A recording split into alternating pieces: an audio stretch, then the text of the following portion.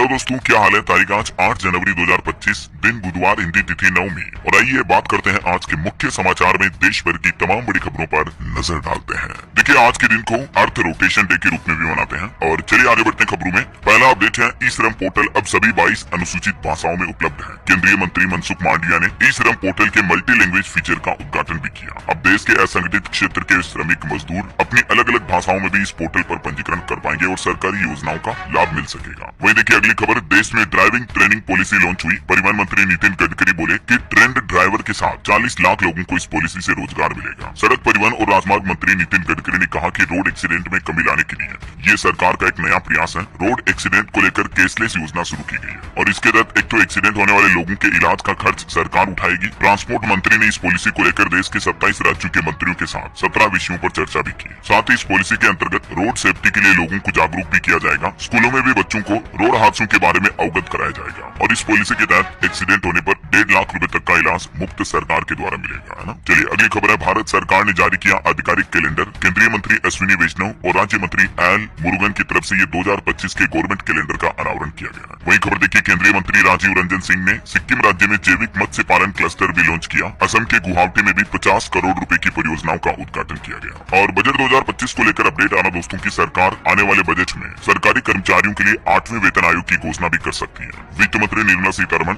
लगातार ट्रेड यूनियनों के साथ बैठक भी कर रही है इस मामले को लेकर। और ये सरकारी कर्मचारियों के लिए बड़ी खुशखबरी होगी क्योंकि 8th पे कमीशन लागू होते ही उनका डीए बढ़कर 56% तक हो जाएगा। उनकी सैलरी, महंगाई भत्ते वगैरह सभी में बढ़ोतरी होगी। और बजट 2025 से पहले भारत की अर्थव्यवस्था को एक झटका देने वाली खबर सामने आई है। अभी हमारे देश की जीडीपी ग्रोथ 4 साल के सबसे निचले स्तर पर आ सकती है। हालिया लेटेस्ट रिपोर्ट में अनुमान लगाया गया दोस्तों कि मैन्युफैक्चरिंग और इन्वेस्टमेंट घटने से देश की जीडीपी ग्रोथ रेट 6.4% ही रहने का अनुमान है, जबकि एक साल पहले ये अनुमान 8.2% तक था। ये ग्राफ के चार्ट में आप देख सकते हैं 5 सालों में भारत की अर्थव्यवस्था का हाल कुछ यूं रहा। चलिए अगली खबर देखिए, देश की राजधानी दिल्ली में चुनाव की तारीखों का ऐलान हो चुका है। 5 फरवरी को मतदान होंगे और 8 फरवरी को रिजल्ट आएगा। चुनाव आयोग ने कहा कि नेता राजनेता चुनाव प्रचार के दौरान अपनी भाषा का ख्याल रखें। और दिल्ली में विधानसभा चुनाव के ऐलान के साथ ही अभी आदर्श आचार संहिता भी लागू हो चुकी है। आचार संहिता लागू होने के क्या क्या प्रावधान है, मतलब इस समयावधि में दिल्ली में ये नियम लागू रहेंगे। और चुनाव में जीत के बाद जुलूस वगैरह को लेकर भी चुनाव आयोग ने गाइडलाइन जारी की है। राजनीतिक पार्टियों और प्रत्याशियों के लिए भी ये नियम, कानून, कायदे लागू रहेंगे। दिल्ली विधानसभा चुनाव के सभी इलेक्शन सिंगल फेज में होंगे, मतलब एक ही चरण में वोटिंग होगी 5 तारीख को,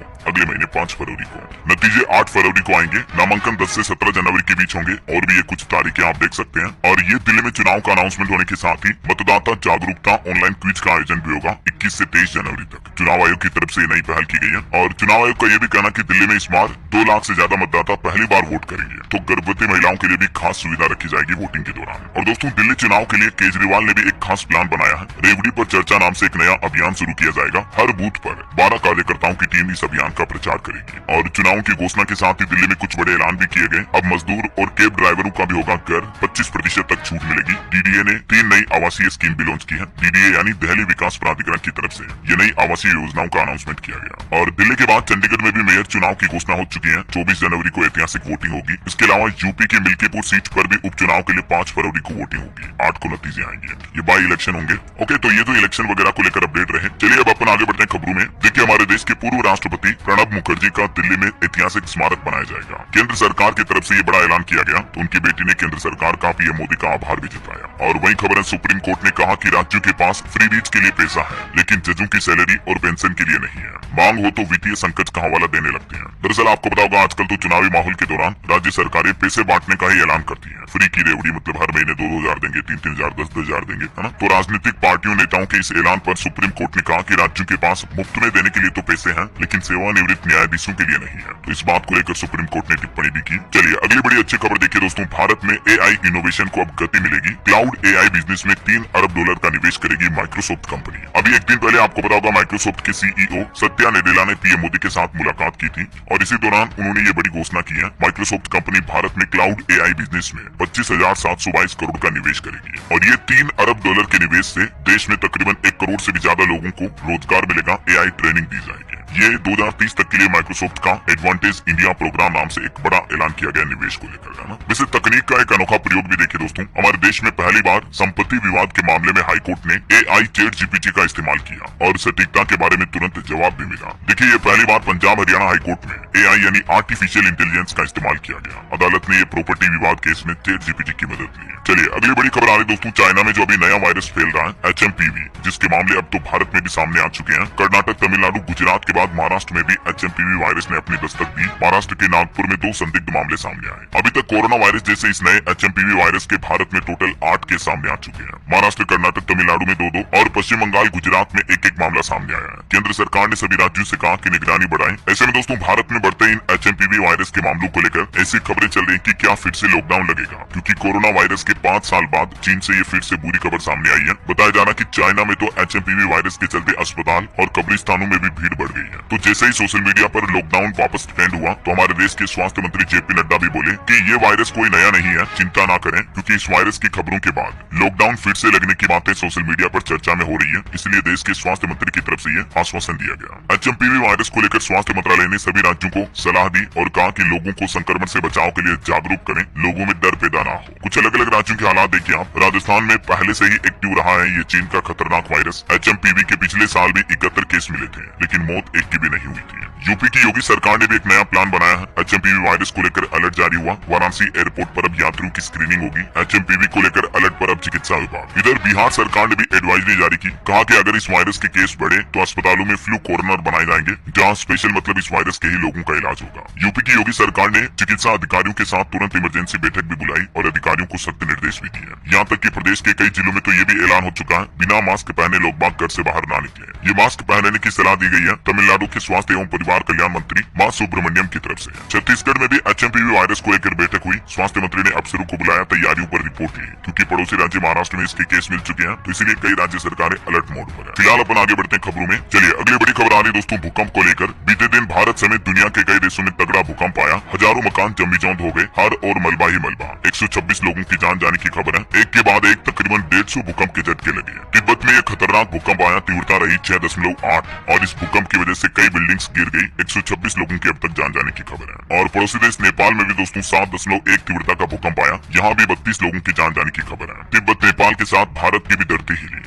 वैसे आपको बता दूं ये तिब्बत चीन का ही एक राष्ट्रीय स्वायत्त क्षेत्र है, जहां भूकंप से 126 लोगों की जान गई। और भी नेपाल, भूटान समेत भारत के उत्तराखंड, हिमाचल समेत कई राज्यों में इस भूकंप का असर देखा गया। नेपाल और तिब्बत सीमा पर भूकंप में जानमाल के नुकसान पर भारत सरकार ने भी शोक जताया। और हमारे देश की बात करें दोस्तों तो हिमाचल प्रदेश की मंडी में ये हल्के भूकंप के झटके लगे। रिएक्टर स्केल पर तीव्रता 3.4 रही। 5 किलोमीटर अंदर था भूकंप का केंद्र। बिहार में भी 11 घंटे में 3 बार भूकंप के झटके लगे। 9 जिलों में महसूस किए गए भूकंप के झटकों को। किशनगंज में तो झटकों के दौरान ट्रेनों को भी रोका गया। दिल्ली, उत्तर प्रदेश से लेकर बिहार, बंगाल तक भारत के भी कई राज्यों में कांपी धरती है। हालांकि भारत में गनीमत रही दोस्तों की जान माल का नुकसान नहीं हुआ। वैसे अभी जो तिब्बत में ये भयंकर भूकंप आया, इस घटना को नास्ट्रेडमस की भविष्यवाणियों से जोड़कर देखा जा रहा, जिन्होंने कई सालों पहले ये भविष्यवाणी की थी कि 2025 में कई बड़ी आपदाएं आ सकती है। और न सिर्फ ये भूकंप बल्कि सऊदी अरब में भी सच साबित हो रही है कयामत की भविष्यवाणी। सऊदी अरब के भी कई शहरों में अभी रेड अलर्ट जारी किया। भारी बारिश और बाढ़ की वजह से तबाही मची हुई है। इधर अमेरिका में भी बर्फीले तूफान की वजह से 5 लोगों की जान चली गई। तकरीबन 1.25 लाख लोग बिना बिजली के रह रहे हैं। अमेरिका में भी अभी भयंकर बर्फीले तूफान की तबाही मचाने की चेतावनी है। 6 करोड़ लोगों को अलर्ट जारी किया गया। लगभग 1450 फ्लाइट रद्द हुई। 11,000 उड़ानें देरी से हुई। यही वजह दोस्तों की इन घटनाओं को अब नास्ट्रेडमस की भविष्यवाणी से जोड़कर देखा जा रहा है। चलिए अगली खबर देखिए। भारतीय मौसम विज्ञान विभाग अपनी स्थापना के 150 साल पूरे होने के मौके पर जश्न मनाएगा। देश भर में इसके कार्यक्रम होंगे। इसी महीने जनवरी 2025 में ये अलग अलग तारीखों पर कार्यक्रमों का स्केड्यूल भी आप देख सकते हैं। और वही खबर है, गृह मंत्री अमित शाह बोले आतंकवाद लोकतंत्र के लिए एक नासूर है, इसकी फंडिंग और भी खतरनाक है। दिल्ली में इंटरपोल से राज्य पुलिसों को जोड़ने वाला नया पोर्टल लॉन्च करते हुए अमित शाह ने आतंकवाद को लेकर भी ये बातें कही। गृह मंत्री अमित शाह ने हमारे देश में भारत पोर्टल नाम से ये नया पोर्टल लॉन्च किया, जिससे कि जांच एजेंसियों के बीच बेहतर समन्वय मिलेगा। जैसे CBI, रो और भारत की दूसरी स्टेट पुलिस भी इनसे कनेक्टेड रह पाएगी। जैसे US अमेरिका में इंटरपोल है ना, वैसे ही भारत में ये भारत पोल नाम से नई पहल शुरू की गई है, जिससे स्टेट पुलिस भी आपस में कनेक्टेड रहेगी, है ना। चलिए अगली खबर देखिए दोस्तों। राजस्थान के उर्स में पाकिस्तान सरकार ने भी चादर पेश की। जायरीन बोले कि हिंदुस्तान पाकिस्तान एक हो, दुआ करेंगे, ख्वाजा साहिब की शान में गीत भी गाए। ये ख्वाजा गरीब नवाज के 813वें उर्स में पाकिस्तानी जायरीन ने भी चादर पेश की। चलिए अगली खबर आ रही है। अब प्रोफेसर या वाइस चांसलर बनने के लिए नियम बदल चुके हैं। अब इसकी जरूरत नहीं होगी। दरअसल यूजीसी की तरफ से नई गाइडलाइन जारी की गई है, जिसके मुताबिक अब आप बिना नेट एग्जाम दिए ही असिस्टेंट प्रोफेसर बन पाएंगे और वाइस चांसलर पद के लिए भी टीचिंग एक्सपीरियंस की जरूरत नहीं होगी। असिस्टेंट प्रोफेसर के लिए नेट की अनिवार्यता को खत्म कर दिया है और भी ये गाइडलाइंस आप देख सकते हैं। और वही खबर है दोस्तों, असम राज्य में जो खदान में 34 घंटे से 9 मजदूर फंसे हुए हैं, उनके रेस्क्यू ऑपरेशन के लिए अब सेना पहुंची। 300 फीट गहरी कोयला खदान में पानी भरा हुआ है, यहाँ डाइवर्स भी मौजूद है, मोटर से पानी निकाला जा रहा है। असम के दीमा हसाओ जिले में ये 300 फीट गहरी कोयला खदान में अचानक पानी भर गया, जिसमें फंसे 9 मजदूरों का रेस्क्यू ऑपरेशन 34 घंटे से जारी है। और खबर देखिए, बॉलीवुड एक्टर सलमान खान के घर बुलेट प्रूफ दीवार बनाई गई, हाई रेजोल्यूशन कैमरे भी लगाए गए। पिछले साल अप्रैल में लॉरेंस गैंग ने उनके घर पर फायरिंग भी की थी, आपको बताऊंगा। चलिए अगली बड़ी खबर देखिए, किसानों के आंदोलन के बीच अब किसानों ने बड़ा ऐलान किया, कहा कि 26 जनवरी गणतंत्र दिवस के मौके पर पूरे देश में प्रदर्शन करेंगे। ट्रैक्टर मार्च निकालने का ऐलान किया किसानों ने। अब पिछले साल से पंजाब हरियाणा बॉर्डर पर प्रदर्शन कर रहे किसानों की तरफ से ये बड़ी घोषणा की गई। इधर खबर ये भी है दोस्तों की किसान नेता जगजीत डल्लेवाल, जो कि काफी समय से अनशन पर है, उनकी हालत अब नाजुक है और किसान मोर्चा ने केंद्र सरकार को चेतावनी भी दी, कहा कि अगर उन्हें कुछ हुआ तो स्थिति संभाल नहीं पाएंगे। बीते दिन ये अनशन पर बैठे डल्लेवाल अचानक बेहोश हो गए, फिर उन्हें पानी वगैरह पिलाया गया, 1 घंटे बाद होश आया। और इधर चंडीगढ़ से भी खबर है दोस्तों, बंदी सिखों की रिहाई की मांग को लेकर प्रदर्शन कर रहे लोगों ने चंडीगढ़ कूच की कोशिश की तो चंडीगढ़ में प्रदर्शनकारियों पर लाठीचार्ज भी किया, आंसू गैस के गोले भी दागे। जेल में बंद अमृतपाल के माता पिता को भी हाउस अरेस्ट किया गया। वहीं किसानों के लोन पर भी बड़ी खबर आ रही कि किसानों को नया कर्ज देने के लिए पैसे नहीं है बैंकों के पास, कर्जदारों से लेने हैं 3000 करोड़ रुपए। Punjab state cooperative agriculture development bank के पास अब किसानों को नया लोन देने के लिए फंड ही नहीं बचा है। देखिए बैंक। चलिए आज इतना ही। एपी न्यूज को सब्सक्राइब करिए।